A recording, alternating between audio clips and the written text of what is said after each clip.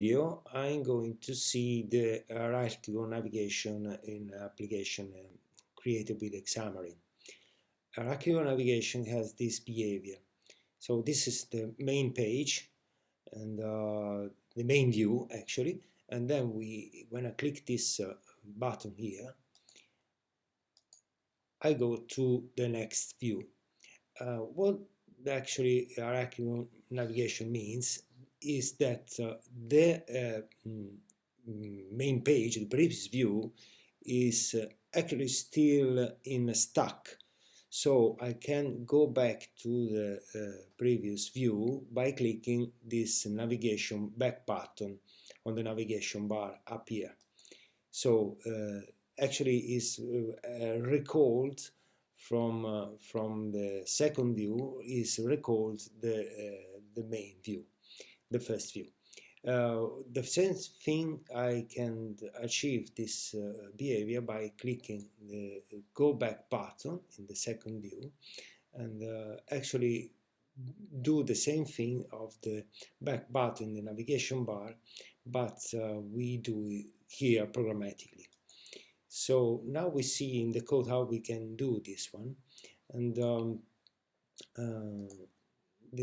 I go straight on the example code of the main page, and I see that there is here the button. I implemented this button here, very simple button, it's a regular button, and there is the clicked event, which is code from the code behind, and this is the method that catch the click event, but it has been modified because the regular method that is generated by Visual Studio is actually without, it's not async, so it's a normal method, and we had to actually make this method async because we are implementing this navigation interface and with a push async method, which actually then take as a parameter the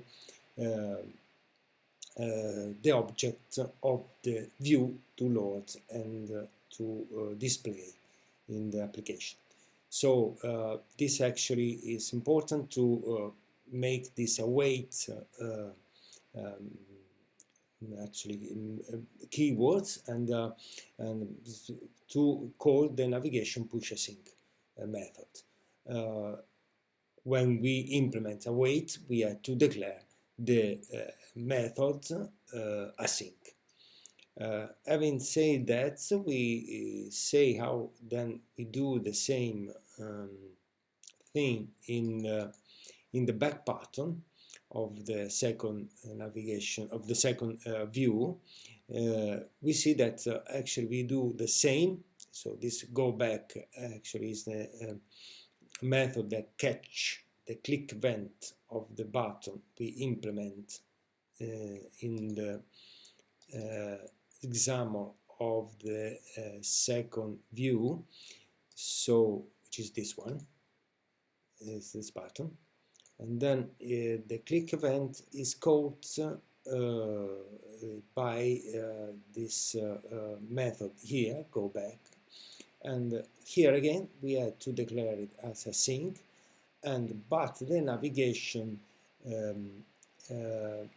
interface is now actually calling the pop async, just because this one is calling the previous view we were using before this one. So it's in the stack, is calling back the previous view.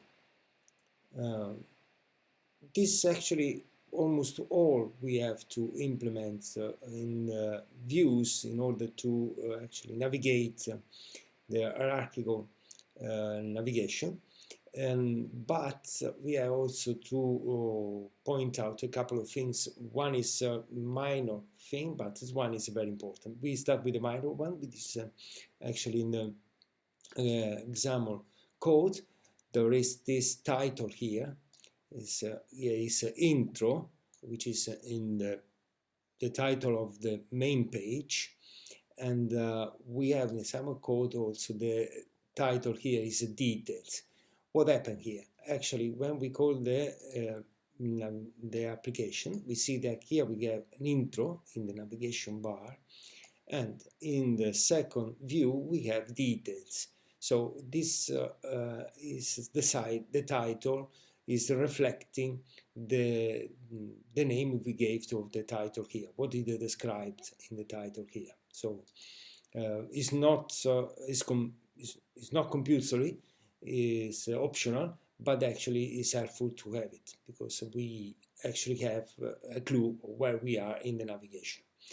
Then there is another thing that is actually very important, because otherwise the application doesn't work, and we have to go to the app